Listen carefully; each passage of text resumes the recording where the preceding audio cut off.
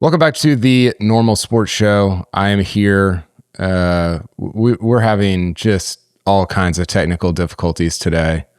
Trying out a bunch of different things. This is why we're doing it in the fall, because if we're doing it in the spring during the Players Championship or Masters, we would be just catatonic over the state of. I feel like the shotgun start right now, just our audio and our computers and all kinds of stuff. But I am excited because we do have, for the first time, at least as kind of in a different role, Jason Page, you and I have done a couple podcasts together, but it was more back and forth. This time you're going to play the producer-commentator role. Do you feel comfortable in your new role? I'm happy that I don't have to run the show, but I'm happy to pop in and out. So yeah, I feel very good in that position. Perfect. You're going to pop in and out. And the main event, we've got LKD, Luke Kerr-Dineen. How do you pronounce the second part of your last name, Luke? You just nailed it, Kyle. Kerr-Dineen. If you asked my dad, it's the Kerr that's the issue. He likes to pronounce it Kerr-Dineen, even though it's not pronounced that way. It just sounds cooler that way. But you nailed it. Kerr-Dineen. Bravo.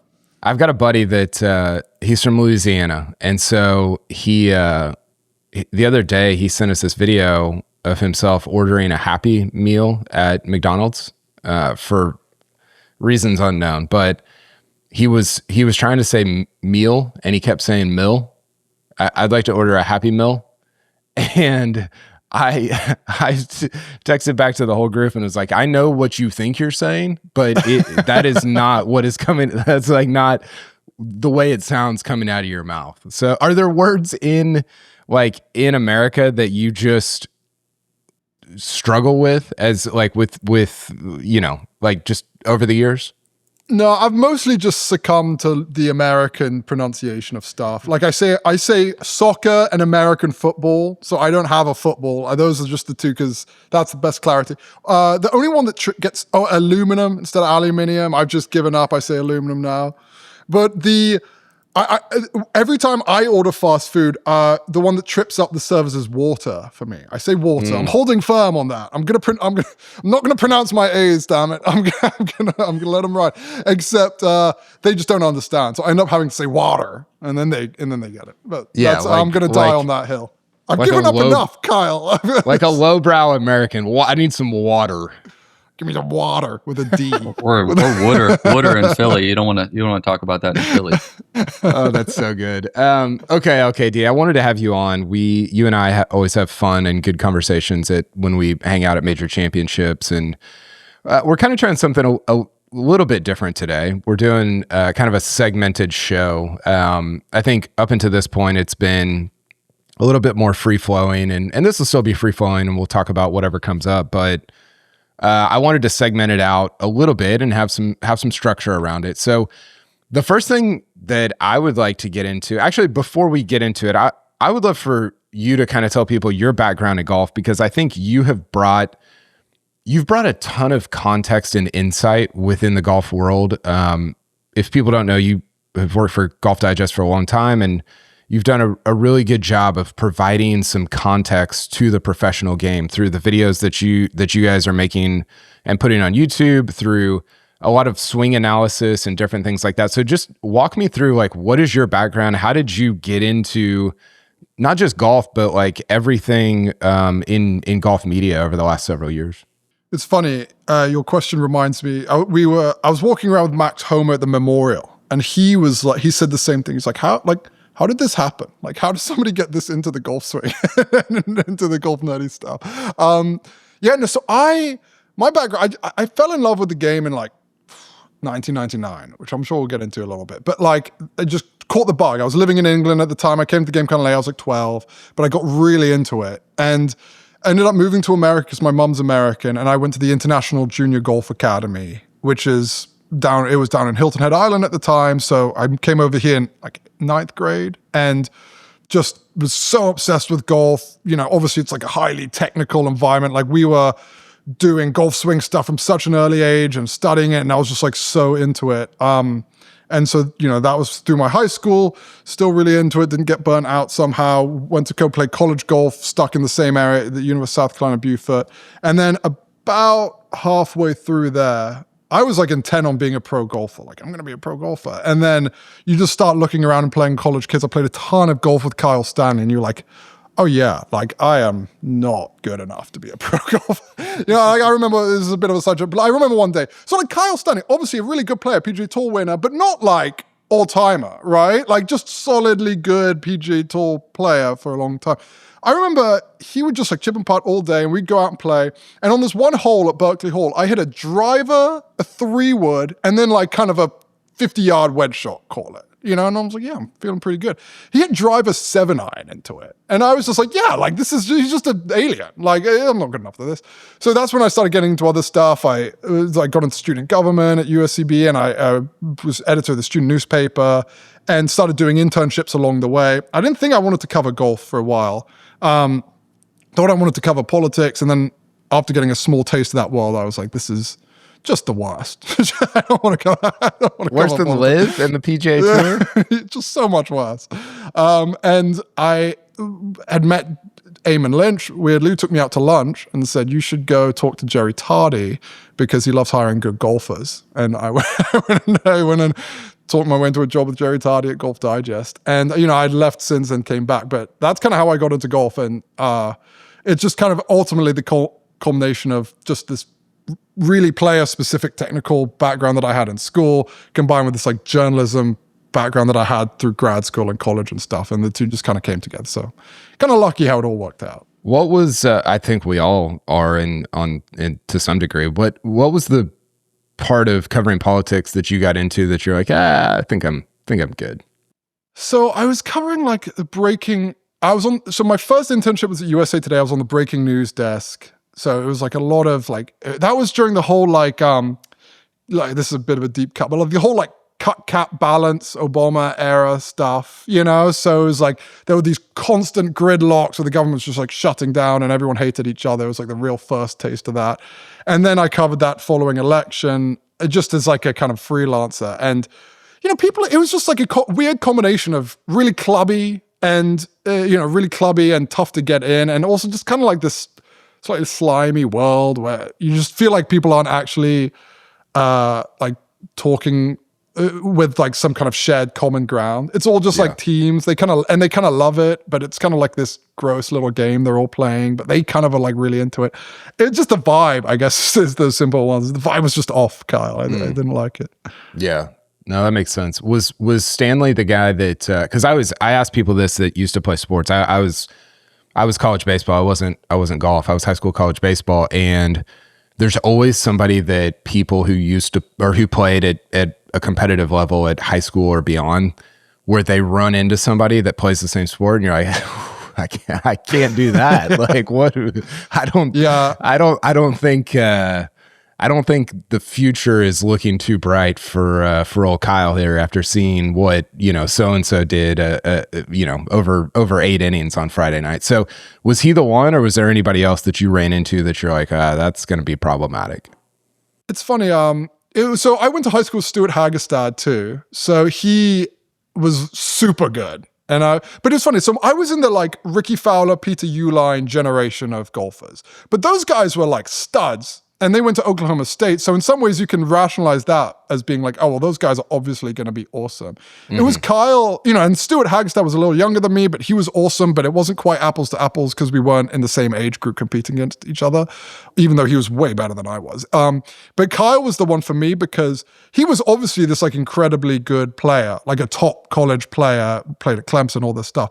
But he was like just below that cut of like obviously going to be awesome players, right? And you're like, wow, if he's this good and he's not even like the best, what chance do I have?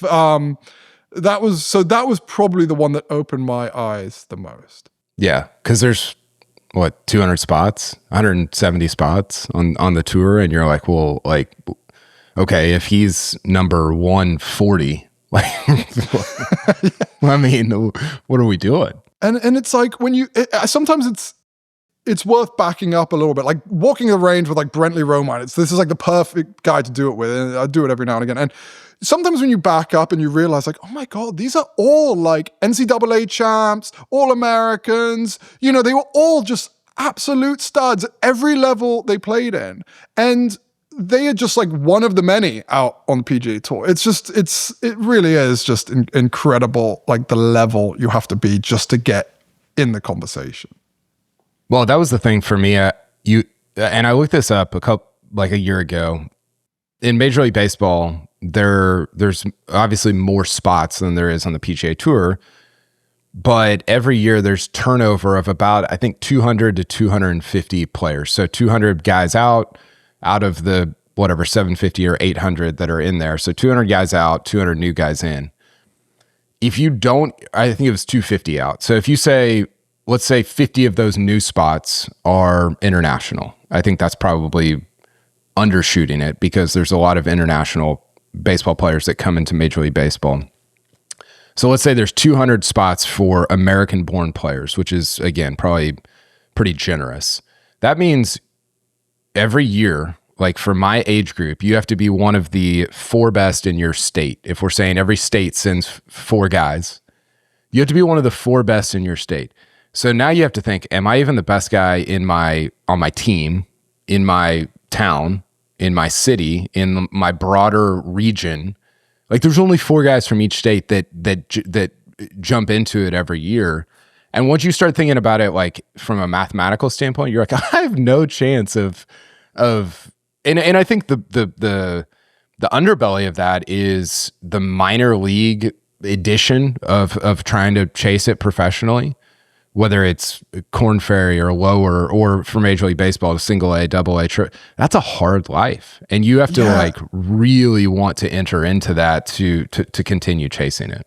And something I don't think we really talk about is that catching up it takes just like a miracle in order to catch up, because it's not like if you're like the 5th best guy in your state, right? And you can say, okay, well, the 4 guys ahead of me, maybe one of them's going to burn out, maybe bad injury, like, well, now you're suddenly in the conversation, whatever.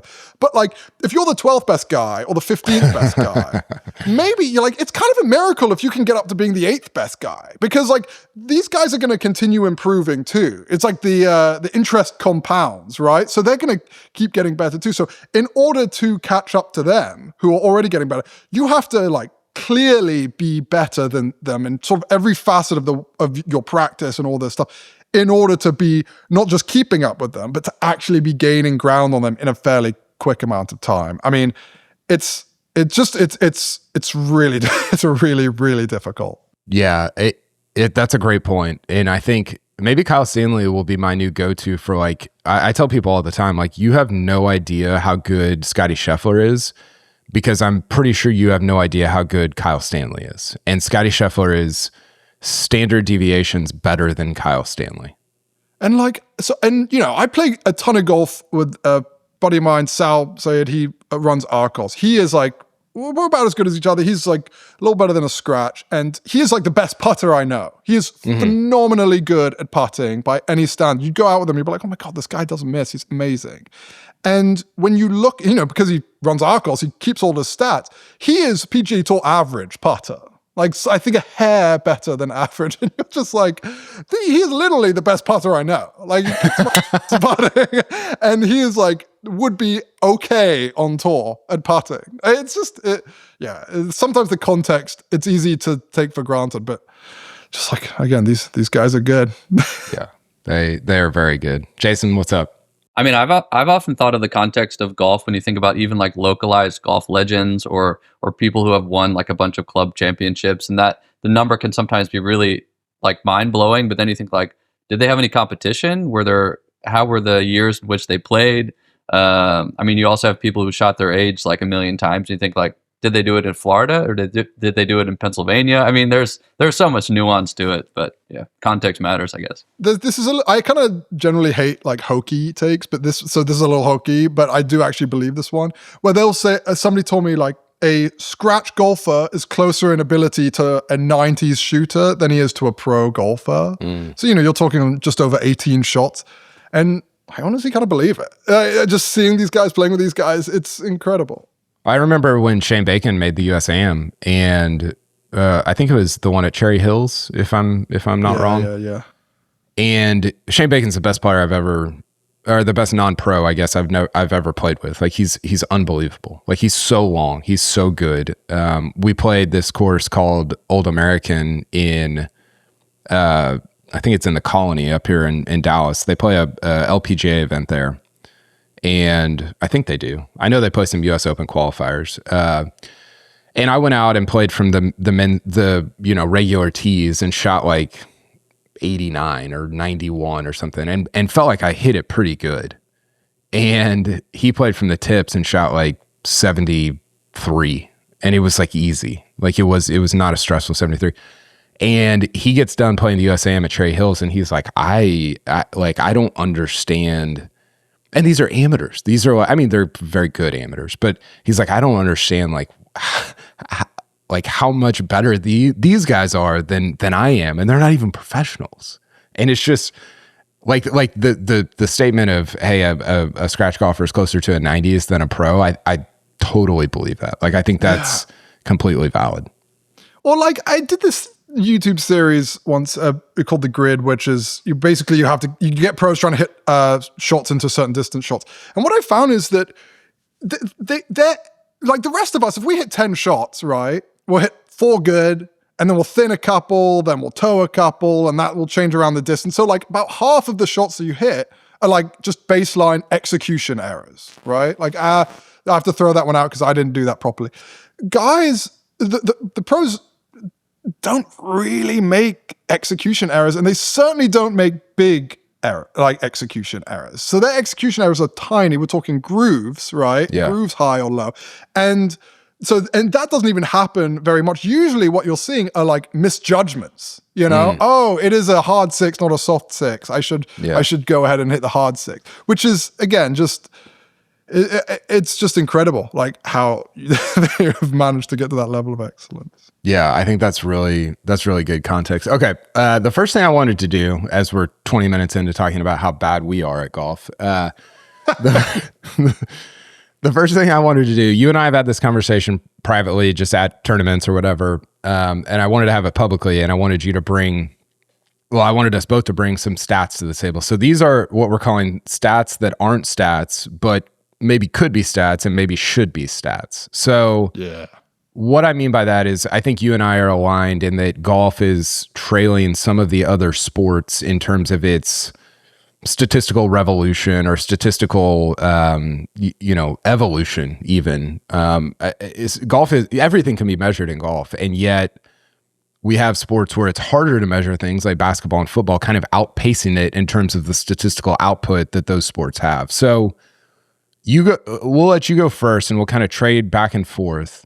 And I'd love to hear, what is your first stat that nobody is really doing or tracking that isn't a real stat yet, but maybe could and should be? Yeah, I feel like we haven't even really reached the 1.0 era in stats, God bless Mark Brody for coming along and giving us strokes gained, because it just doesn't seem like it's a high priority in tour world. So we're kind of starting at a pretty simple baseline.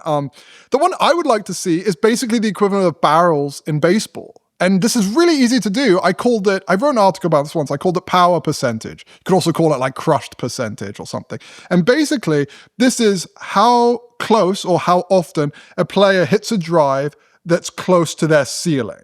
So just to keep the math simple, let's say that Kyle gets out there and hits a drive. We know that his ceiling, the fastest drive he's ever hit is 100 mile per hour ball speed, right? We know that that's like the fastest.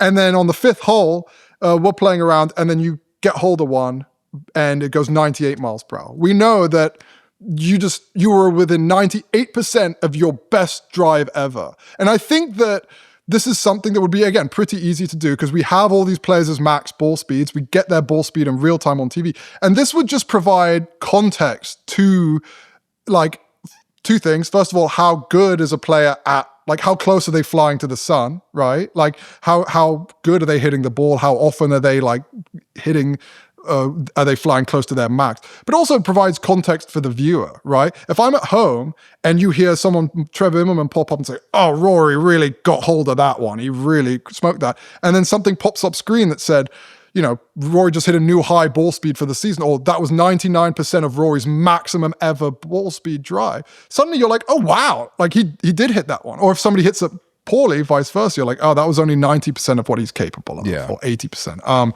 Again, just a little contextual information that I think I love that. I think my first question is, how often is our players' max ball speed their actual max ball speed? And I guess what I mean by that is, let's say Finau hits 184 ball speed. Well, the reality is, like, when we're on the driving range, like, let's say his max ball speed in tournament play is 184. When we're on the driving range, he can hit it like 196, but he chooses not to do that in a tournament. Yeah. Is that a thing that would happen? And I guess it doesn't matter, because your max ball speed in tournament play is your max ball speed in tournament play. So maybe you don't have the confidence to go out there and hit what your actual max speed is in a real tournament. Yeah. So I think I land where what you just said, basically, that we have to cap it somewhere. We should just take your fastest drive ever if you do this stat. That said, Tony Finau is a good example, because if you zoom out and you look at the data set of just like, you have enough drives, Tony Finau like has gone after drives before in certain conditions. So his max ball speed on tour is in the 190s, but he's a great example because his like power percentage is way lower relative to his max. And that tells the story accurately about what Tony Finau is, right? He has way more in the tank than he uses. Like Rory McIlroy and Victor Hovland are two great examples of the opposite. Like they're elite ball strikers, elite drivers with lots of speed. And they are like, they kind of average within 96% of their maximum ball speed just kind of on a given day. Yeah. But Tony Finau, he averages more like high 80s%, which is, again, then you look at it with your eye and you're like, yeah, that's actually accurate. Like Tony Finau does do that, because there are enough opportunities over the course of multiple seasons where a player will just really go after one. Yeah. I mean, to make the parallel to baseball, I think that's such a good like source of stats and knowledge, but also history in terms of like when new teams go to a baseball stadium and someone hits a home run, they immediately know like that's the longest home run that's ever been hit in this stadium in the last 50 years or something, and that just enhances the viewing experience so much in that moment of like, is this the longest drive someone's hit at Pebble Beach? I mean, it's interesting when it gets kind of tied to the location. It can also raise flags too. Like Homer's a great example. He's struggled the past year and a half or so. His ceiling didn't change, but his power percentage, so how often he got close to that ceiling it dipped way down. And that's in some ways that can that can raise a red flag, right? Like, oh, he's not he's not exercising what he's capable of all of a sudden. So that could have different gambling implications and stuff. Yeah, it's really interesting. I think golf in general is pretty bad at context, and so I think that at least professional golf is generally bad at context. So I think that having better context like this would enhance the fans' experience and the viewers' experience. My first one, LKD, is we could probably spend the whole hour and a half on this, but is on just doing these stats, is high leverage performance. And so I mentioned this actually in a recent podcast with Jason. And what I mean by this, there was a quote from, I believe it was Eduardo Molinari, who talked about how over the last several years, the European Ryder Cup team measures your performance when you get near the lead in a tournament. And I think that is really valuable. It's really meaningful information because, and the example that I used with Jason is that I think Roberto Castro was asking Data Golf on Twitter, which is an insane string of words there, an insane sentence, but he was asking, can you differentiate between strokes gained in contention, strokes gained out of contention? And they don't have that feature. I think they probably could have it if they wanted to. I'm maybe speaking out of turn there, but that to me is just, okay, I think of somebody like Tommy Fleetwood's an easy example of like, hey, when he gets in contention, maybe he struggles a little bit, but that's also the eye test and me watching and trying to internalize some things. Is this actually true? Does he struggle compared to his baseline as it relates to being in contention? And people, after Jason and I talked about this, they pointed out that Data Golf has the feature where it's like, okay, did you start the round within however many strokes of the lead? How'd you perform relative to your normal? But I'm talking more about, are you at any point near the lead of the tournament? And that's a different thing, because you can start the round within one stroke of the lead, fall way out of contention, have a good round, but it doesn't, like, you were out of contention already. So I think that would be a really cool stat to have, to kind of contextualize which guys are good whenever you're feeling some things that you're not normally feeling on a Thursday or Friday.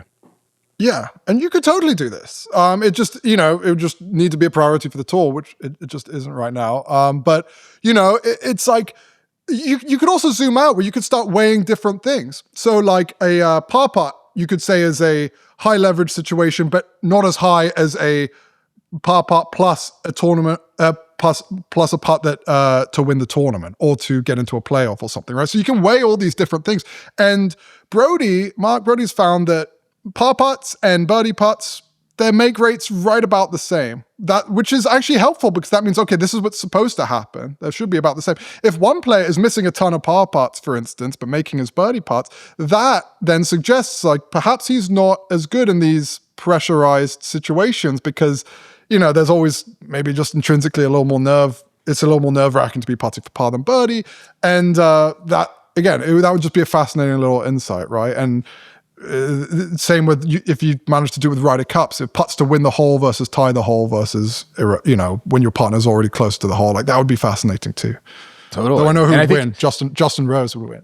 For sure. God, I can't. Yeah, we don't need to get into that. And even I've gained insight even playing around with that data golf tool, where it's okay, how did you, when you were leading going into a final round, what was your strokes gain compared to what it was supposed to be, compared to your historical norms? Like, if you look through it, you get the insight. And I wouldn't have thought this going in necessarily. Maybe I would have, but maybe not. Bryson's a really good closer, and somebody Rory is not. And the reason Rory wins so much is because he puts himself in that position more, like, twice as much as anybody. I mean, it's extraordinary how often he's in the top 3 going into the final round compared to even the top players. And the same over the last 2 years is true for Scotty. So you get a fuller picture of the player and how they're winning or what they're doing to win. Some guys close out final rounds when they're in contention. Max Homa comes to mind. Bryson does that.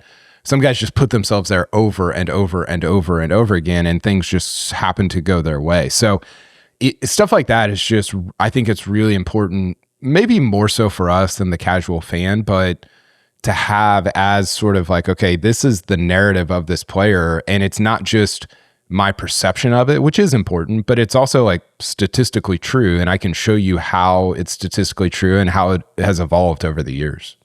Yeah, absolutely. I mean, so my second stat, which this very much reminds me of, maybe they're the same, is something like momentum adjusted strokes gained or momentum adjusted make rate. And so the idea is that, like the recent Royal Liverpool British Open, where Brian Harman literally didn't miss a putt inside of 12 feet or whatever it was. Yeah.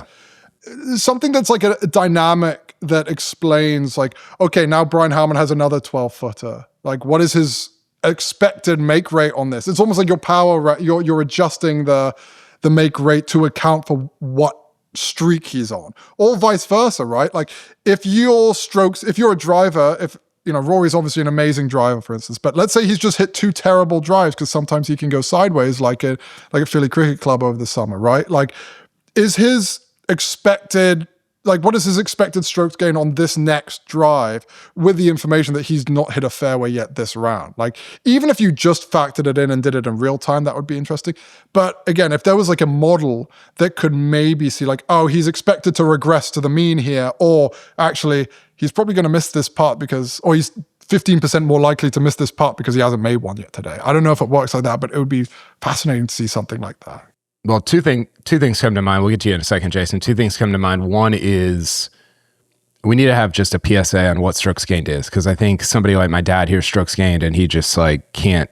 He thinks in his head that it's more complex than it actually is, right? I think maybe Luke and I need to put together this PSA. We can bring Solly in also, but and Rick Gaiman.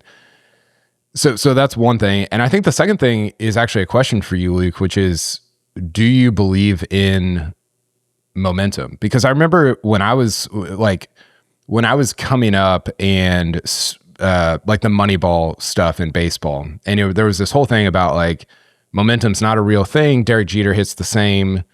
He's got the same average in the ninth inning with 2 outs as he does in the first inning with nobody out. And I haven't delved into it enough to prove or disprove any of that, specifically in golf. But man, you and I have both played competitive sports, and I just mentally, that's not how I feel. And so I would be fascinated to hear your take on whether you think momentum and streaking, like a streak, is affects the way you actually play.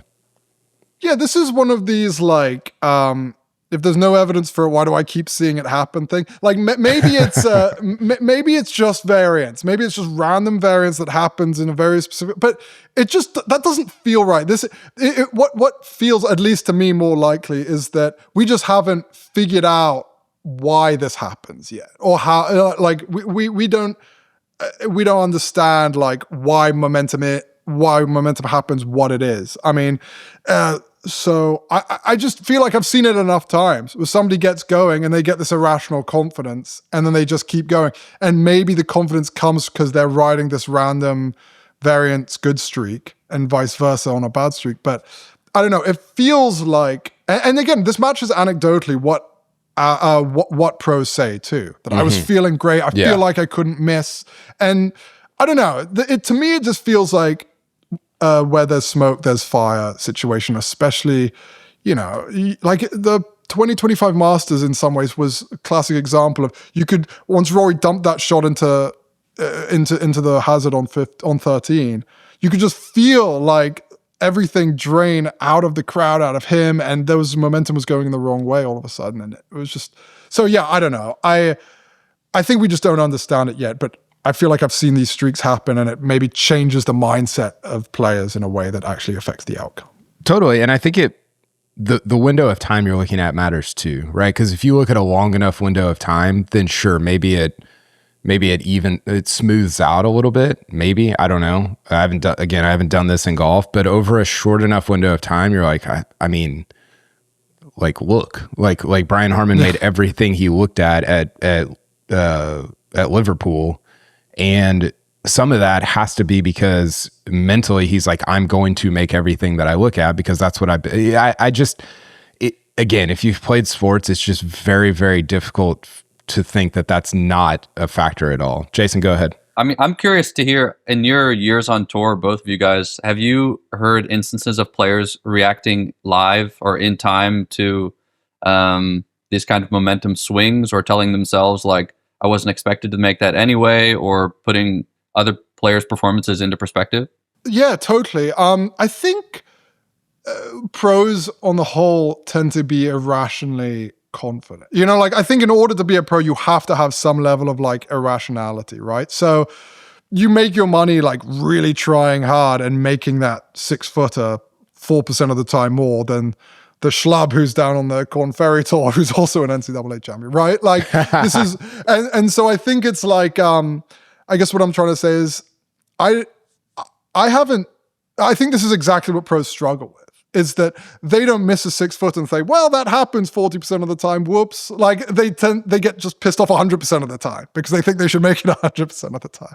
Yeah, I think the thing that comes to mind for me, Jason, is actually the Ryder Cup, and how I think that both teams are now entering into it knowing what the narrative has been over the last decade. And again, there's almost no way to prove this, which is part of why I love talking about the Ryder Cup, because you can't prove or disprove anything because the sample size is so small. But I think Victor Hovland enters the Ryder Cup thinking like, hey, I had the year I had, whatever. I'm going to make every putt that I have at Bethpage. And there's just something about that. And the flip side is true too. Like I think the Americans enter like with not that kind of confidence.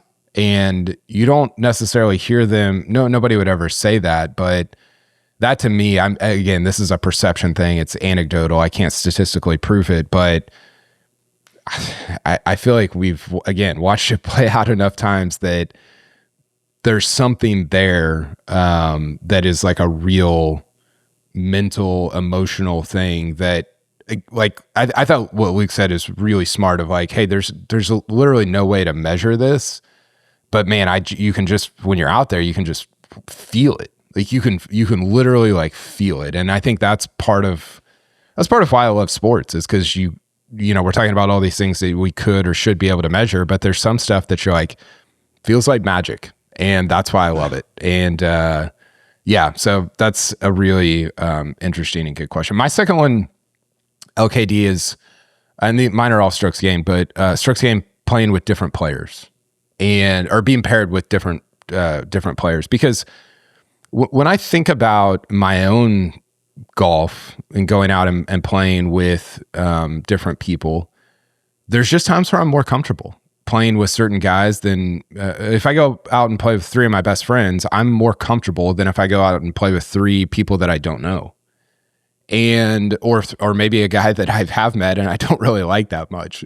And so I would be curious to see what guys or what players different strokes gained are when they're paired with different people. And maybe you could only do it when it's twosomes rather than threes, because you start to introduce more variables there. But I think that would be really, really interesting. And again, maybe these are just tools that you and I would use in the way that we talk about or write about or think about some of this stuff. But as a fan, I would be fascinated. It's almost like matchups in baseball, right? This pitcher against this hitter or whatever, this cornerback against this wide receiver. Like, again, you're not playing against that guy necessarily. It's not match play, but you're playing with them, and how they act and what they do can affect how you feel and seemingly how you play. Yeah, I mean, like, there would be the super users of this stuff, right? People who just like pile into it.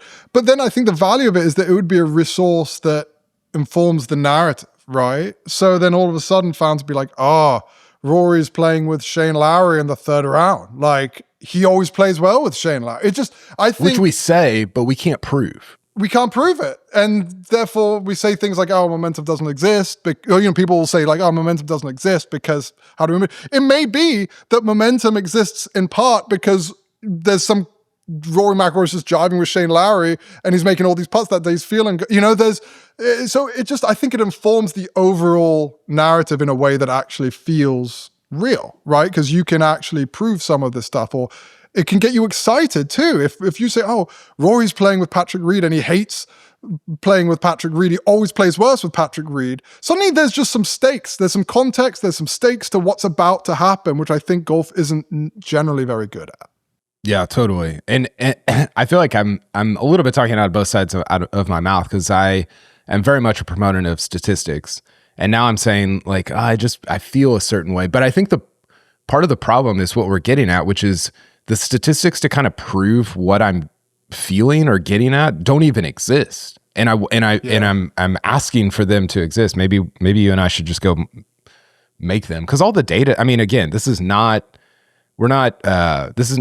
even as complex as like what Mark Brody did. This is very basic stuff. It's just databases and adding things together and a bunch of stuff that I, again, don't know how to do. But the reason I want them to exist is because I want to be able to prove or disprove some of these theories that I have of momentum, of are guys more comfortable, of is pressure a real thing? And I feel like you just yell about it right now. You can't disprove or prove it one way or the other. Yeah, and like, again, we're not saying, we should, I could think of a bazillion golf swing type statistics, which would require actually hiring people to like capture this data in a very specific way. We're not talking about any of that. Like, my third stat is unforced errors, which my way of doing it would just be like, just combine a couple of high likelihood outcome situations and how often do players make them. So like, how often is Kyle Porter missing a green in regulation from inside 100 yards, or missing a putt inside 5 feet? Like how many, and then just like rank them on tour. Like, we have all that stuff already. We can see how often Rory misses a putt between 3 and 5 feet or whatever. Like, and that would just be like one part, and you just combine 5 stats like that or whatever, and suddenly you just say, this is unforced errors. It's when you fail in a high likelihood outcome situation. And again, we're not talking about capturing any data. It's literally just, this is like the equivalent of OPS or something, right? Where you're just combining and weighting a few different things and being like, oh, Kyle Pollard has a horrible OPS in golf. For sure, I do. This is a good one because I think I think about Pinehurst, right, with Rory. Was this an unfair? And some of this is hard because I think strokes gain and shot link, there are certainly flaws in it, right? Not all 4-foot putts are created equal. And so I think there's some, you might have to amend some of that a little bit. Like Rory's missed putt on the 18th hole at Pinehurst is an unforced error when you're putting on a flat surface at Harbortown, but maybe it's not an unforced error when you're putting, downhill to win the US Open at Pinehurst with whatever. Data Golf does this thing where they have kind of the opposite of this. Like, I can't remember what they bad shot, I think. Yeah. Where they do it where, like, if you have a strokes gain that loses more than half a stroke, that's a good shot. Or that's a bad shot, and vice versa for a good shot. Yeah. Yeah, I was thinking they only had it for good, but maybe they have it for bad. I haven't looked at tournament data in a while because it's November 4th or whatever. But yeah, there is some of that. You have to dig a little bit and this would be great context for the broadcast, right? Again, you can go ahead. Oh, sorry, I'm just excited. I don't mean to cut you off, but like, you can also see how these things can start working together now. So if you could be like, Rory McIlroy makes more unforced errors in high pressure situations, and so now he's got this 4-footer at Pinehurst to win. Like, what's he expected to do here? Or like, Rory makes less unforced errors when he's playing with Shane Lowry. And suddenly you can like mix and match these things. And you've got these like interesting storylines now. Like, because Rory's now coming down 15 at Augusta, and something flashes on screen that says, Rory unforced errors in final 3 holes this season. Season high 12 or whatever. And again, it just provides some like stakes, some excitement, and it informs the view along the way. And then the rest of us can go, right, like, why is Rory making unforced errors under pressure or whatever it may be? Yeah, or even guys that, it'd be interesting to look at that leaderboard for a season. Like, which player is leading the tour in unforced errors? Like, what's going on with them? You can ask them about it. Like, hey, you're leading the tour in unforced errors. What's going on mentally with you this year? Right. What do you guys think is holding the powers that be back from implementing all of the stats that you just proposed here? I mean, I think you tell me, Kyle. I mean, obviously I'm not inside like the global home or whatever, but I think it's just the reason MLB is awesome at this is because they have taken their resources and built Baseball Savant. And they've been like, we're going to go in a data viz direction with this. We're not going to go in a writing direction or a video direction or a broadcast direction. We're going to do this. We're going to really hire up and make this awesome. And so I think it's just a priority thing. And listen, like, there are guys smarter than me who are in charge of all the business side stuff. And so I'm sure there's reasons for it, but it's just not I think it's, I'm not trying to be mean or whatever. It just isn't a priority, right? They're focused on other things at the expense of certain other things. And this is one of those other things. Whereas in baseball, they've said, no, this is a priority. Like, we want to visualize, we want to wrangle all the data we have. We want to visualize it as best we can. We want to integrate it everywhere we can.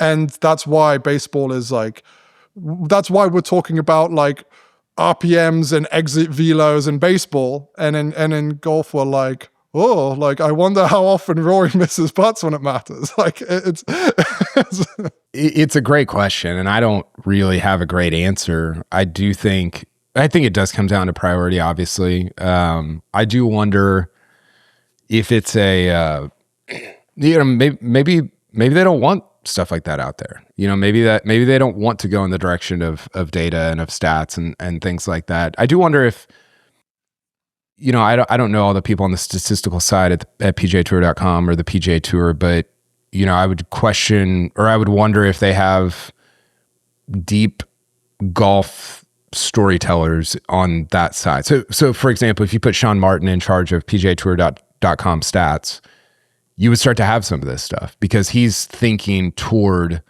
what are questions that people are even asking, or what are questions that I have that need to be answered by some of our data. And again, I don't know the people on that side, so I'm not specifically calling anybody out or anything like that. But I think that is probably part of it as well, because before you have the answers, and this is what Justin Ray is so good at, before you have the answers, you have to have great questions, right? And so before you have the data, you have to have great questions that lead to some of that data being produced.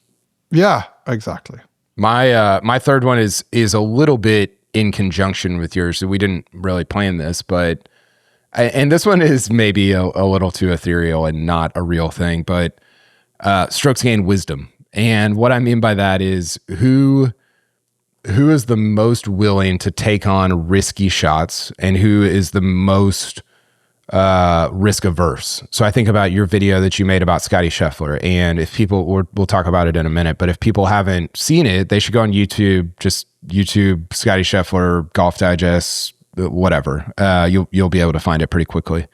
Scotty, I think, and maybe this is not a strokes gained stat, maybe it's just a risk versus risk averse stat. I think this is Scotty's superpower, is he has a ton of humility in saying, hey, I know I could hit this shot because I'm literally the best ball striker on the planet, but I don't think I should. And that's a really difficult thing to accept in the heat of the moment, in the middle of a tournament where you need to make up 2 strokes or 3 strokes on the leaders. And so I'd be fascinated to see who is the most willing to play away from hazards, to play away from pins, and who is the most willing to take them on. And in different situation, high leverage, I'm chasing from behind, I'm leading from out in front. I would be, man, I could spend all day on some sort of database or site or whatever that presented that kind of information, because it would either confirm or not confirm some of the theories I have about these guys in my head. Yeah, this would be a great one too. And I think to your point, to your question earlier, Jason, I think in golf has this constant instinct, especially by higher ups, to say like, if we want to make golf popular, we need to make it more general. We need to water it down. We need to put the nerdy stuff over here, and we just need to like focus on all these other things that have nothing to do with the actual like playing of the game. Whereas something like this is quite nerdy, but I actually think leaning into it would be net better for golf. I think it also says something about how do you take your audience seriously, and how do you also, it's kind of the thing of like, they don't know what they want until they see it. And once you start presenting them as options and you start enriching the broadcast, then it's like in baseball. Now you can't watch baseball and imagine it without the extra information, and you're not overwhelmed or burdened by it. It's really just, it becomes part of the enjoyment, which is, a testament to kind of the work they put in. Yeah, in some ways, like you want to move people down the nerdy rabbit hole is how I kind of think about this, right? Like you want people to like catch the bug and like not really apologize for what golf is. Like you just want them to get really into it. Like Formula One does this really well. They're not trying to like, so like, oh, it's really just a car with wheels, but look at this cool, they're like getting into the tech. And I think baseball does this really well. And I think golf sometimes tries to apologize for what it is. One sure way to keep people not interested or not to engage them is just not showing them the content to begin with. How do you know what's going to resonate if you just sort of ignore it or leave it out altogether? Yeah. I think what you do when you get as nerdy as possible, what'd you call it? The nerd funnel?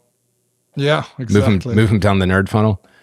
You create evangelists for your sport in people like me and LKD, right? And so no longer do you have to draw people in with commercials or with any number of initiatives. Now Luke and I are doing it in our free time because we're like, oh, look at this thing is like so interesting to me.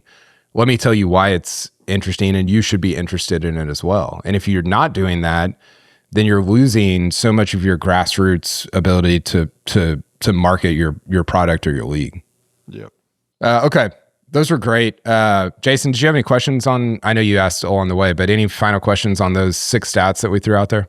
I had one quote that I've been thinking about that relates to the last one that you were talking about, is the kind of aversion to taking on certain shots. And it's from the Mo and Me book about Mo Norman. Great. LKD, I saw you posted something about Mo today. And in the book, he says, what happens to the mind and the swing? Is the will subservient to the imagination? So just this idea of taking on shots when you know you shouldn't, or not taking on the shots that you know you should. I think it's very interesting. Just want to throw that in there. Little Mo quote. I mean, that was Rory's entire final round at the Masters, right? Like that quote is the will. What was it? Is the will subservient to the imagination? Yep. That's Rory's entire career, honestly, and it epitomized with that final round of like he literally said, because Jason and I have been going through some of the Master stuff from this year because we're doing a book on it, Luke, and he literally said like the shot on 7 that he hit through the trees, Harry was trying to talk me out of it, but I said no, I think I got this. And you're like, that's like your whole career is people trying to talk you out of things and then being like, no, I've got to like that's why you haven't won the Masters yet. And thankfully for his sake and honestly for the rest of ours, it worked out this time, but there's plenty of times where it hasn't. Yeah. See, like, and this is so funny because I'm pretty sure I'm right, but my theory on this is that Rory's bad habit under pressure is to get too conservative, is generally his issue. Like, and this first occurred to me actually with you, Kyle, when we had a conversation after LACC and he laid up on, I think it was 14, and it was really, and then he dumped his wedge shot in the bunker, made bogey, blah, blah, blah. Oh, anyway, gosh. yeah, remember that? Like, and he does this a lot. Like, I think he should have hit his second shot on 13. I don't think he should have laid up there, but he did. And like, he tends to get, but I think the Masters, for whatever reason, he actually fought against this instinct and it almost always worked. Like on 7, he got really aggressive and it worked. He was really aggressive into that pin on 17. 15, of course, he was really aggressive. And he didn't like, he was very aggressive off the tee on 18 both times. So I think he, I don't know if he was doing it intentionally or if this was just a sort of instinctual thing, but he was actually getting quite aggressive during that final round. It was, and then the one time where he maybe got a little too conservative, it actually kind of bit him.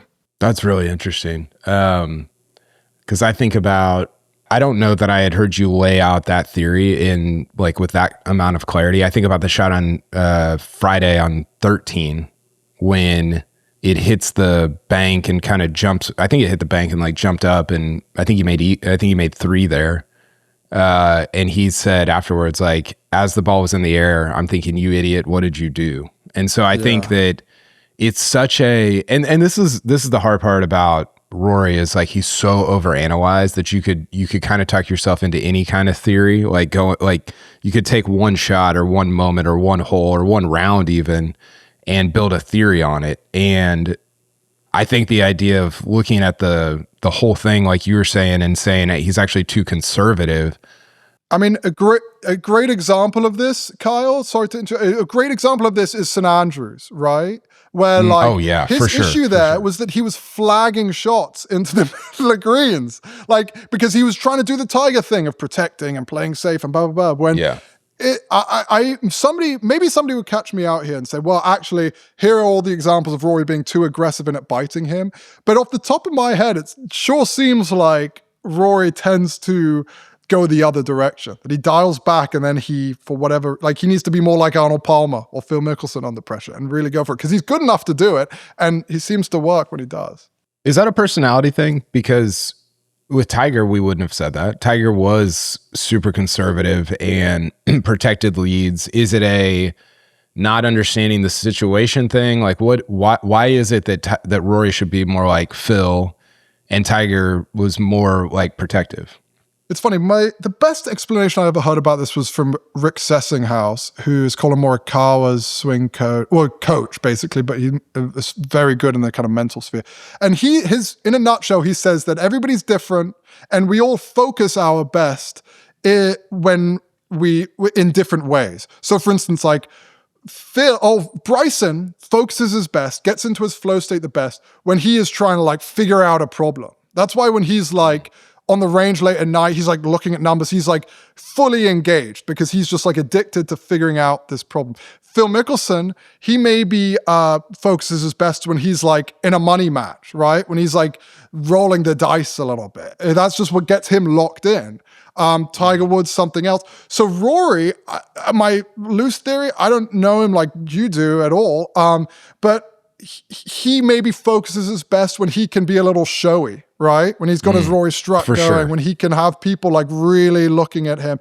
And in order to be showy, it's really hard to be showy when you're bunting a wedge down the fairway and bunting a wedge on the green, right? Like there's like a slight irrational streak here, but it's like, hey, look at me. I'm Rory effing McIlroy. Like, look how good I am at golf. And so he needs to then like put himself in these situations where he's actually harnessing this instinct of his to like show off. And that may be being a little more aggressive than like the textbook would say.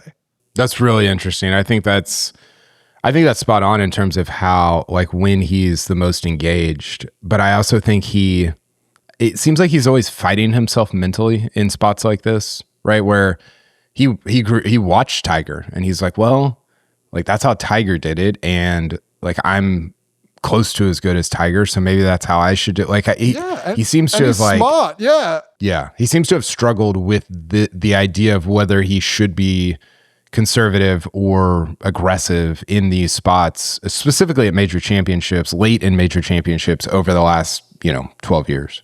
Yeah, and he's a smart guy, and he's trying to do the mature thing. He's trying to not be tin cup. He's like, no, I'm good, but I should do what the book says, and I should just lay up, and then I'm going to wedge this onto the green on 13, and then but that's just not in his DNA. Sorry, Jason, go ahead. I think, talking about books, Mo and me again, no, but Mo talks about it like letting yourself play, not making yourself play. And I think in Rory's case, that's really like when he's swashbuckling, that's just him letting himself be free. And when he makes those errors that you were talking about, in those kind of inopportune moments, he's kind of like forcing it or thinking like, what should I do in this situation?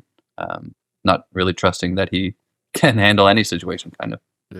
Yeah. There's a great kids book, by the way, called Don't Throw It to Mo. It's a little football book that my kids read. So every time you hold up Mo and me, that's what I'm thinking. It's like this little kids book about Mo's inability to catch and overcoming the situation. So my kids have ruined me. Well, we could psychoanalyze Rory, LKD, and I could for a long time. I don't want to do that. I do want to do that, but I don't want to do it today. We've got 2 more segments. We're not going to be able to get to everything, but I did have a new segment that I wanted to do specifically with LKD because I think it is, I think it's fascinating. And we are going to look at, if you're watching on YouTube, I'm going to show LKD a leaderboard from a major, and I'm going to start to reveal it from the bottom up. So starting with the 10th place finisher in a major. These majors are not, this is not the 1917 US Open, LKD. This is from the last 25 years. So it's relatively recent. And I think can you see that okay? Can you see what's on my screen? I can see it. I usually suck at these things, so I'm a little nervous, but I can see it clearly. Okay. So you can see it. For people that are just listening, I will say which players I'm revealing. I didn't put scores on there because that would help you figure out which major it is. So we're going to go from the bottom up. This will be fun. We'll talk about the major briefly afterwards, and then we'll end with 5 questions I have for LKD. So first player on the board, T9 at this major, Adam Scott. Adam Scott. All right, I'm going to need more than Adam Scott finishing in the top 10. Okay, we've got Ryan Moore finishing in the top 10, T9, with Adam Ryan Scott. Moore. Okay, I'm thinking this might be. I'm thinking this might be then during like the year Ryan Moore made the Ryder Cup at Hazeltine. This is where my mind's going with this. So I'm thinking 2016-ish. We've got Rory McIlroy. Rory's always inside the top 10. Not helpful. Yeah, doesn't do much. I need like a Sean McKeel type to pop up. Someone's on. Okay, we've got Kevin, damn it, I got it. Okay. Kevin Chappell in the top 10, T7 alongside Rory. Kevin Chappell, he finished 2nd at that US Open at Olympic, but that's obviously not 7th. I feel like this is an open. Maybe not. I'm gonna need another one. Okay, you need another one. I forgot what major it was. I had to look it up. Okay, I've got it again. 6th place, solo 6, Paul Casey. Man, this is hard. It is hard. Scott And Moore, McElroy, Chappell, Casey. this is the easiest one of the three that I was going to do. All right, hit me up. Okay, Thomas Peters, T4. I feel like Thomas Peters played well in the Masters once. Okay, I'm nailing this down to. All right, keep it T4, going. Matt Kuchar, along with Thomas Kuchar. Peters. Couldn't be more different as player. This is a 2006. This is 2000. 2006. No, wait, Thomas what am I Peters saying? wasn't Not even 2006, born in excuse me, 2006. yeah, exactly. Sorry, not 2006. 2016-ish, I think. This is so fun. Okay, you want me to keep going? We're at the top. We've got three people left. I want, don't pity me. I want you to keep going. Yeah. I mean, I would be right there with you. I wouldn't be able to. Okay, Charles Schwartzel, number 3. Okay. I think this is going to be the 2016 Masters. That's my guess. Okay, that's incorrect. So we'll keep going. Number 2, Justin Rose. But Justin Rose has finished second a sneaky amount of time in majors, especially at the Masters. This is not the Masters. Okay. It's not This the is 2016 Masters, is what I said. Yeah. Well, it's one of the 2016 majors. Where did he finish second at? Okay, give me one more. I'm gonna get this next one, unless we're running out. Well, it's the champion, so I would hope you get it. It's the freaking Masters, though. At least I got the venue. At least I got the venue right. You did, and you got it early. Tragic. 2017 Masters. 2017 Masters. Yeah, 2016 was the Danny Willett. That's right. Which I'm an idiot. The fake. Yeah, the fake this is a fun game though. I bet there's going to be people.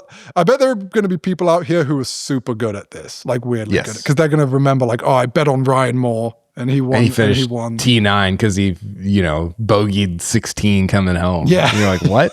I didn't even know Ryan Moore was in the tournament. Okay, that was fun. Jason, did you know it before LKD did? Yeah, obviously. Yeah, definitely. Oh, No, I course, did. I was totally out on an island, lost there. No.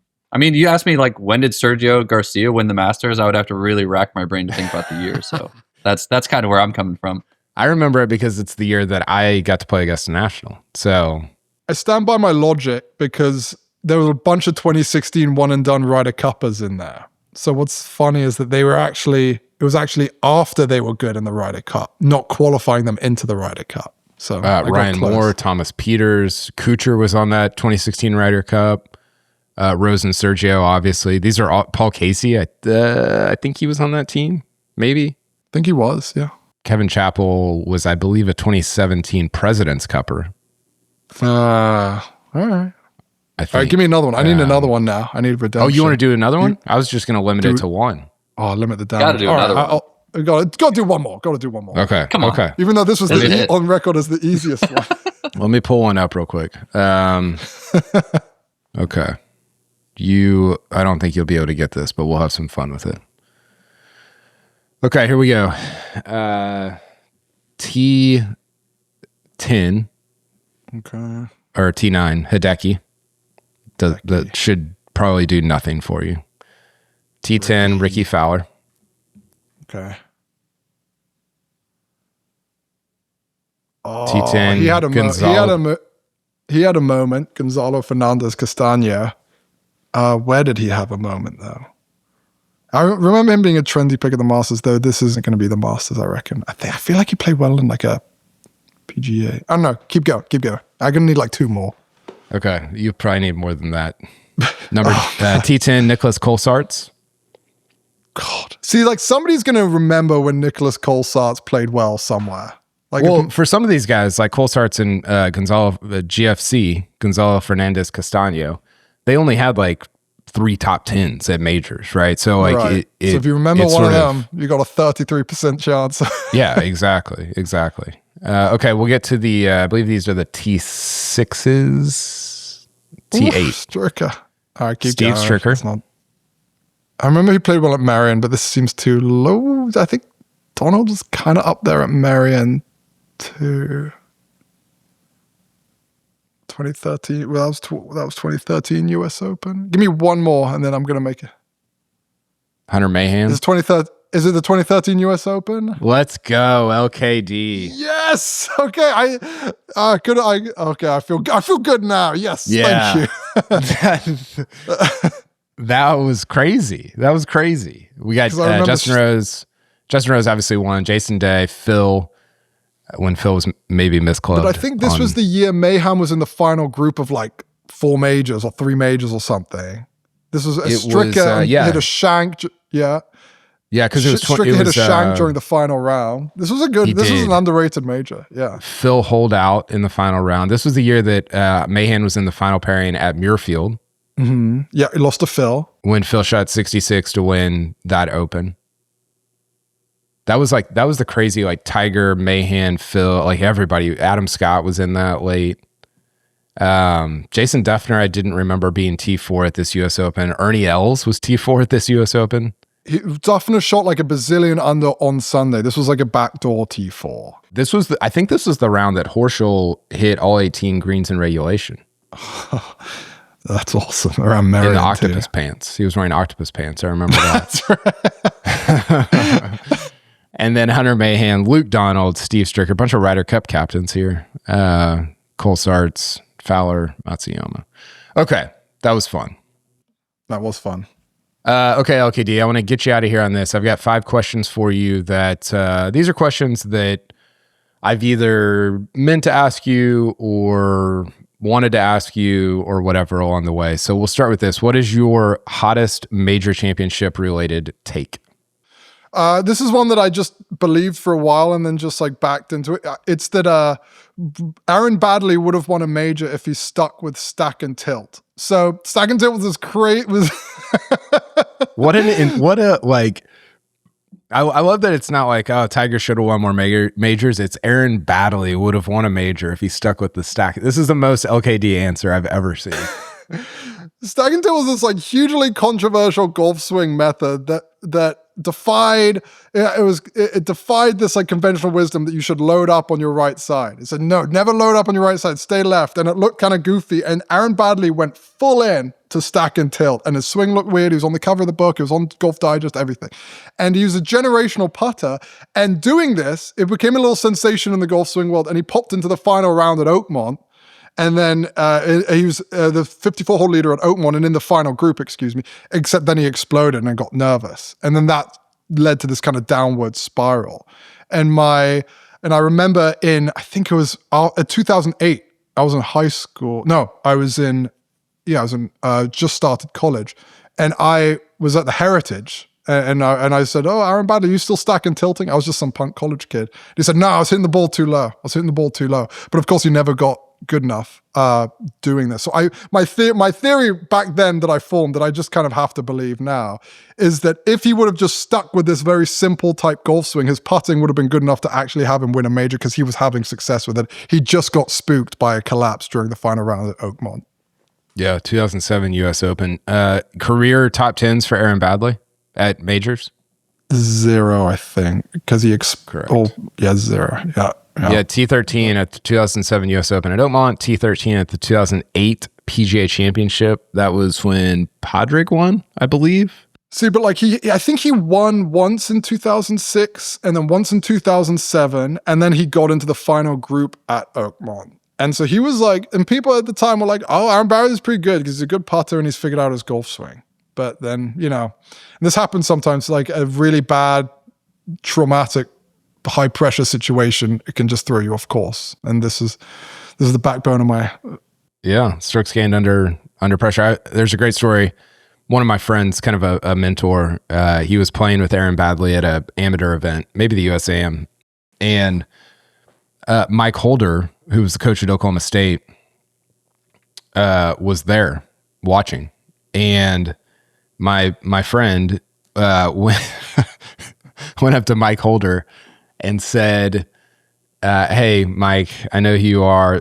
He was in high school. I know who you are. Just wanted to say thank you for coming to watch, to see me play. Like, it's really an honor. Like, it's really, really cool that you came out here to watch me. And Mike Holder looked at him and said, I'm here to see him. I'm here to see Aaron Baddeley. I don't even know who you are. It's amazing. Aaron Baddeley was an amazing amateur. Really great. Amazing amateur, won the Australian Open, is a generationally good putter. It was just always his ball striking. And for a moment, he found something that I thought worked for him. But yeah, I don't even know how firmly I believe this take, but I'm going to go to the grave making myself believe it. There's a green jacket left in the closet that has Aaron Baddeley's name on it. He won the 1999 Australian Open as an amateur. Yeah. I don't think I can find a leaderboard for that. Maybe Jason can find it while we're chatting. Okay, next question. What piece of content that you've made are you most proud of over the years? I've written a couple Rory things I'm pretty proud of, but it's probably the Scheffler video I did that we mentioned earlier, because it just took ages. It took ages. I went back and I looked at him during that hot streak that he had a couple of years ago, and I looked at, went through all the shot link stuff and where was the pin? Where did he hit ball relative to the pin? And I just went through it piece by piece by piece, and then I made a whole video about it, and it took me ages, and I worked really hard on it. And it was rewarding both to see the video perform well, and also it had what I call the trifecta, the Luke trifecta, which is I got the player, the coach, and the caddy all to comment on this. And Ted Scott's has been really complimentary about my work because of this. And what's most rewarding, not just the people, but a lot of junior golfers have come up to me and said, "Hey, Luke, my coach sent me this video, and it's really helped me too." And that's like one of these like intangible, like, oh, cool. This is like, if it's helping junior golfers play a little better, and I worked hard on it, it's cool. It was just cool to see it come together. I agree. To bring you down a notch, I just I just looked at the video, and one of the comments on there is, "This channel is great for my insomnia. Your voice never fails to put me to sleep, even during the day."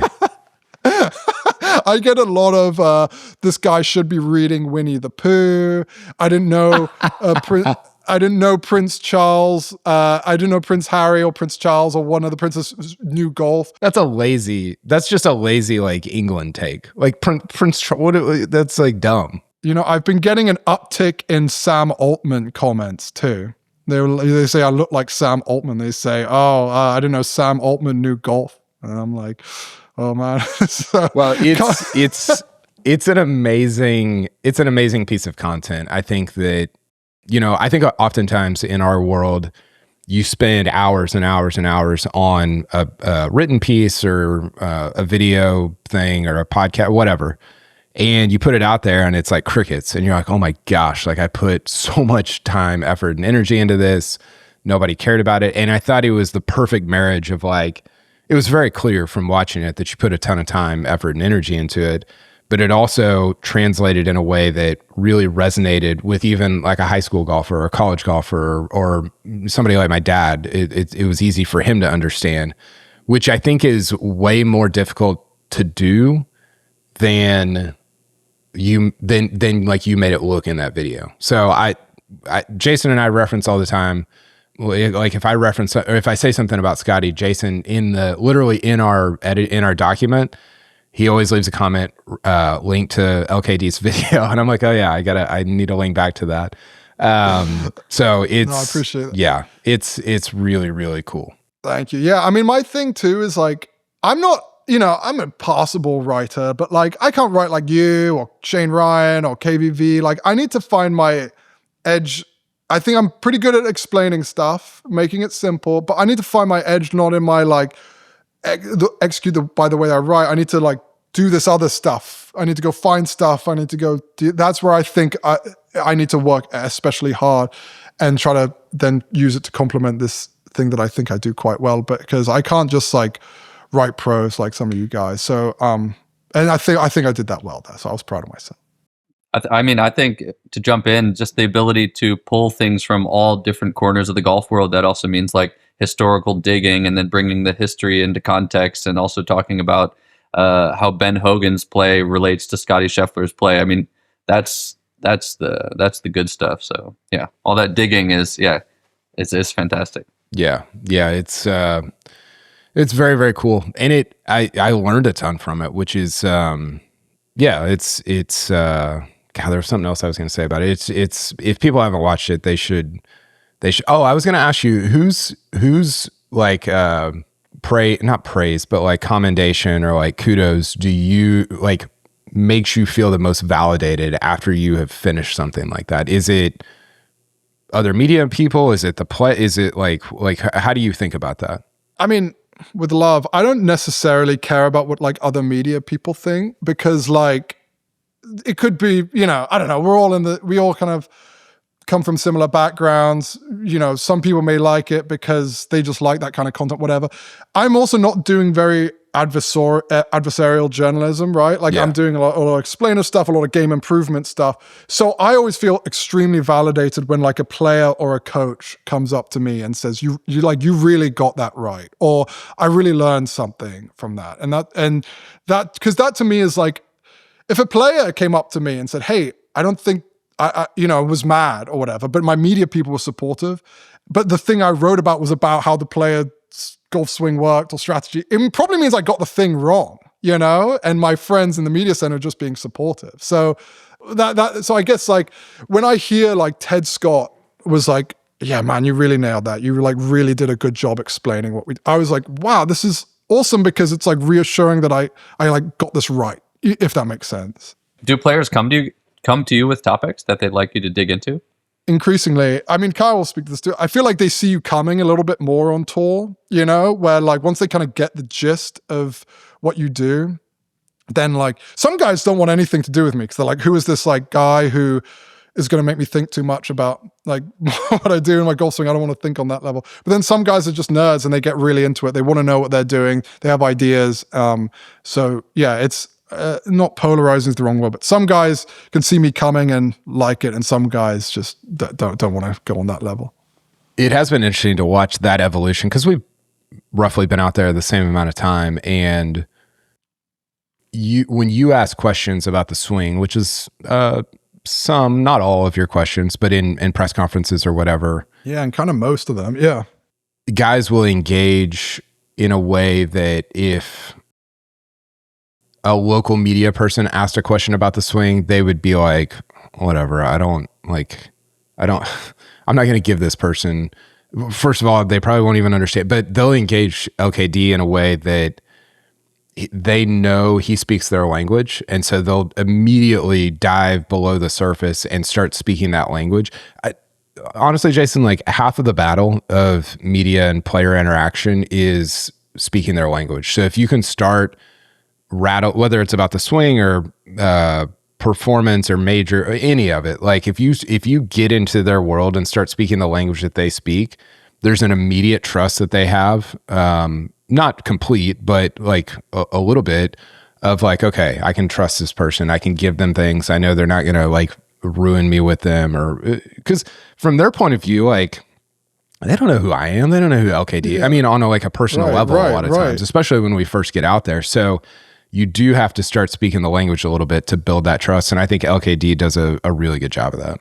I always just think with pros, but also just in life, like people, I feel like you have about one sentence worth of real estate in other people's heads, And so like, and I think it's especially true with pros. So like if a pro's like, oh, this guy or Luke, golf swing guy, whatever, that's about as much as I get. Like, I think that just knowing that, it can just in some ways, to Kyle's point, just give them some level of familiarity. Whereas if you can't really clearly answer that, like, what are you in one sentence to these guys? Like, you're just finding a little bit of an uphill battle because then you have to get through the initial like mistrust or distrust. Yeah. Yeah, I don't have that luxury. I basically have I draw Tyrrell Hatton as an Amish guy. That's my role. It's not a really good opener, but that's what I do. Yeah. It's certainly unique. Okay, last couple here, LKD. What do regular people, or just people even that you are meeting for the first time, what do they misunderstand about your job? Yeah, I think it's how common like skipping media is, like how tricky access can be, how like it's kind of enabled by the tools. They're really afraid of their players. They kind of let players skip all the time. Like there is no obligation for players to come and do media, as like Rory's talked about and stuff. And I think that this whole world of like, oh, so-and-so just played badly, I'm going to skip media, or so-and-so just doesn't want to do media today and the tool's going to like not make you do whatever, is like a whole dynamic that I think people at home don't really they don't really understand works, and it can be like which is a constant headache for kind of the people who are actually trying to do this. Yeah. How do you, like, does it make you mad? Does it make you like frustrated? Like, how does it make you feel whenever that happens? Yeah, I mean, to me, it's frustrating. I mean, it's frustrating for me, obviously, because a lot of the stuff I do is like talking to pros, talking to coaches, like trying to figure out what they're doing. And that just requires like a bit of a one-on-one conversation a lot of times. And, but you know, like it's lucky, like it's gotten easier as I've been out there more. Like players will come to me, I go to players, whatever, I go to coaches. But it's when it feels like the tour or whatever is like actively trying to like keep media away from players, it just feels like I'm not sure whose interest this is actually serving here. They may think it's serving the players, but it's actually not even in the players' best interest, because then people aren't going to know who Brian Harman is, like, and all these interesting things that we can share to the world about, like Brian Harman and how his approach to the game. Those are just left in the bucket, and the PGA Tour may think like, oh well, we can tell these stories and we can be the one-stop shop, but it just doesn't work that way. So yeah, it's frustration, I guess, is the overriding emotion. Well, you got to keep the crooked media at bay from some of these guys. Yeah, I mean, that's God the thing, forbid. right? It's like there's absolutely no sympathy from readers and followers, or I shouldn't say readers and followers. I should say like people in general about like the media's plight as it relates to access to talk to different people. And honestly, like I'm probably like what I do requires less of that. So I'm more ambivalent about like if a guy didn't want to talk for a day or two, like whatever, like it doesn't bother me a ton. I think I get frustrated when it's like the Rory thing at the PGA where he like didn't talk the whole week and you're like, what are we? Yeah, like I was a little frustrated there because it's like, oh yeah, you want to go see your kid? Like I'm away from my 3-year-old, you know, I'm here all week trying to do this. And, you know, I have a life too. And like, you know, oh cool, it must be really nice that you can just decide to not do this. Like, you know, I'm not out, you know, it's like, there are a lot of elements of my job that are obviously really fun, but I think there should just be some baseline respect here of like, you know, we all have lives too, and we're trying to like meet in the middle and do the best we can for this. And so, and it can be a little frustrating when it's like, oh, like, let's just ignore what this group of people say that's actually kind of in our interest, because the short-term gain of not having an awkward conversation with like this player, it's just a whole frustrating thing. Yeah.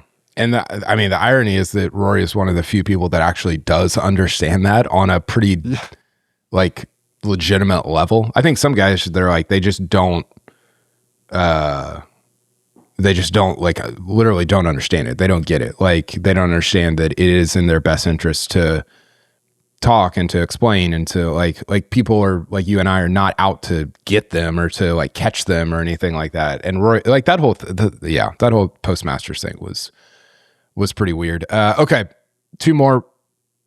I know we talked about this a little bit earlier, but what was the exact moment that you fell in love with golf? When Sergio Garcia hit that shot off the tree at the 99 PGA. I was not into golf at the time, and I watched it, and I said, that was really cool. How did that happen? And then from there, led to this just like aggressive golf like obsession that I'm currently locked in to this day. Was it yeah. Was it in your family? Like, were there people in your family that you like picked it up from, or? My dad was pretty into golf, but that's not how I got into golf. It was honestly just, I was really into soccer. I was really into sport, but that 99 was, the end of 99 was like a really, you know, I was basically just becoming golf aware, whatever. And I saw Sergio Garcia to do that. And it's like, oh, here's this like kid who looks like me. I mean, I'm 11 and he's 19 or whatever at the time. But, you know, it's like, oh, here's a young guy who's doing this amazing stuff. He's running down the fairway. He hit this shot. He's taking on Tiger Woods. He could be awesome himself. And then the Ryder Cup in 99 was this big dramatic thing too. And I was in England at the time, so there was like a lot of outrage. So it just was like, wow, all these interesting things are happening in golf. And then I started playing it and just got aggressively hooked on it. Okay, last one. And I know we could maybe we should do a whole podcast on this between you and I, but if you could pin the difference between the European success and American struggles at the Ryder Cup on one thing, and we've talked about 10 of them even in this podcast, what's the one thing that you would pin it on? Yeah, like I'm not going to hit you with the dumb Europeans care more take, because that's not true. But I do think European team takes it a little more seriously. And what I mean by that is that they have like professionalized the running of this, right? And they like build this out like a professional sports team, whereas the US team, they basically operate in a way, like imagine having a sports team the way the US Ryder Cup team runs, which is like, yeah, win or lose, every 2 years we fire the head coach, we fire all the coaches, and then we bring in a new head coach who's never done it before and have him hire up everybody. And then, we just roll the dice, see what happens. And they're going up against like a really dialed backroom staff. And I think that this just seeps through the teams in all sorts of ways. Like the European players, they really buy into this being different. And we need to get out of our comfort zones this week. We are like a team. We've got this backroom infrastructure. Whereas the US team, they kind of are just constantly almost like playing catch up. They're hiring up these guys. These captains are trying to figure out what to do. They're trying to make sure that like Scotty Scheffler can just feel the same way that he feels at Bay Hill because he wins at Bay Hill. So if we just do that, then he'll win at the Ryder Cup. And it's fundamentally different, right? And I think that the reason they can't solve that problem consistently on the US side is because they just haven't really seriously looked at how to run the back end of this like the way the Europeans have. I think there's a dozen reasons why that's the case, like that the Americans haven't invested as much. One of them is just the fact that there's some continuity between the European Tour running regular stuff and then also running the Ryder Cup, and there's not that continuity with the PGA of America. So again, we could do an hour on that, but I am very much with you that there's been just deeper investment on the European side than there has been on the American side. Shane Ryan, he I can't stop thinking about this since he brought it up. It's like, that meme where it's like the bell curve and it's like the dumb people on this end, the smart people. Yeah. And then, and he was like, like, why did Europe win Ryder Cup? And the dumb take is like, they just really care about it. Or, they take it really seriously. And then there's like, pairings and this and that and that and that. And then like the really enlightened viewers, they just take it really seriously. It's so true because we've all traveled that meme. Like we've all started with like, maybe they just care like about it more than, and then we got to the middle of like trying to break down like and get it. And you're like, and now I think a lot of us have arrived on the other side of like, they just like put more into it. Like, I don't know what to tell you. Like, I think that's it. Oh, that's so good. Okay, D. Thank you for coming on. Jason, you got any final thoughts or takes, any notes on what we talked about? Or I know you popped in intermittently, but anything we messed up or any questions you have? I know you guys were waiting for the leaderboard from the 2000 Holden Australian Open. Was that right? Where Badley won, Allenby finished second, Dick Green was in third, Norman was in the top 10. Was that Mo or Greg? Yeah, Greg Norman. I don't know if that's a really great place to finish, but there's bringing in that info. That's the perfect place. Were there any Americans that were like close? No, not really. Always makes my heart sing. A Faldo top 10. A lot of Aussies. A Faldo top 10. Is W. Smith? No. Is Will Smith? No. Where are you on greatest European of all time between Seve, Faldo, and Rory? I think those are the three contenders. It's probably Rory. It breaks my heart a little bit because I'm just such a Faldo. I just grew up so idolizing Faldo. It wasn't even funny, but I think it's Rory. So I think it's Rory, then Faldo, then Seve. But the funny alternate history here is that, Faldo converted a heck of a lot of his majors. He got handed a couple. And the funny alternate history here is that if that doesn't happen to Faldo and that does happen to Justin Rose, like suddenly we're talking about Justin Rose as a top 2, 3 European ever. And it's funny to think about because, man, Justin Rose had a lot of bad major luck fall his way and Faldo had a lot of good major luck. And Justin Rose ends up with 1 major and Faldo ends up with 6. Yeah. Nick Faldo, 6 major wins. So 3 Masters, 3 Opens, 26 top 10s out of 100. So 26%. But 13, half of those were at the Open Championship, which I think is really interesting. Justin Rose, I've got obviously 1 major win. He's got 23 top 10s. in 85 events. So about the same top 10 percentage, but the wins, I mean, Justin Rose could legitimately have 4 majors. I know. 2 It's Masters, a US Open, and an Open Championship. I don't know if he was ever that close at the PGA. And think about like Faldo. You know, he had the Scott Hoke Masters, where Scott Hoke missed the tap in, that fell his way. And then the Greg Norman historic collapse in 96, that fell his way. And that is just 2 of the most historic chokes in golf history. Both ended up in Faldo's hands. That's before we get into the tactics of like, there are other things happening at some of the other majors. I'm not obviously dissing on my idol, Nick Faldo. It's just one of these funny, like, tipping points in history, right? Where the way we're going to remember someone like Nick Faldo and Justin Rose is that we're going to have to make an argument about how good Justin Rose was because his record doesn't fully reflect that. Whereas Faldo, you know, because these things, his record speaks for itself because these things fell his way. Yeah. That's a great point. And that's so much of, Bacon and I talk about this, like, who are the guys that have one major that you're like, whoa, like, this guy was a lot better than, like, it's not commensurate with how good that, like, Adam Scott is a great example. Yeah. Justin Rose and Adam Scott are Fred Couples maybe is a decent example. By the way, Justin Rose's best finish at the PGA Championship, 2012.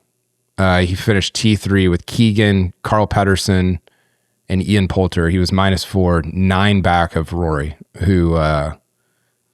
who shot 75 in the second round and won by a lot at Kiowa. Do you know who finished? If you know who finished second that year, I'll send you a normal sport hat.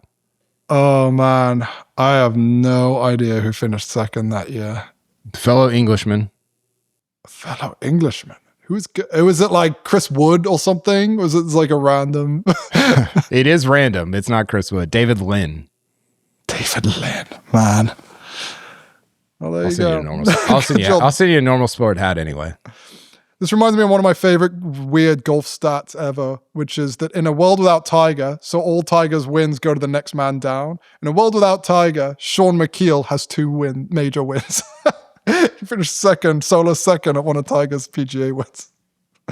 That would be an interesting podcast or piece, is just in a world without Tiger, whose career changed. Because I think people would presume that it's Phil or Ernie Els.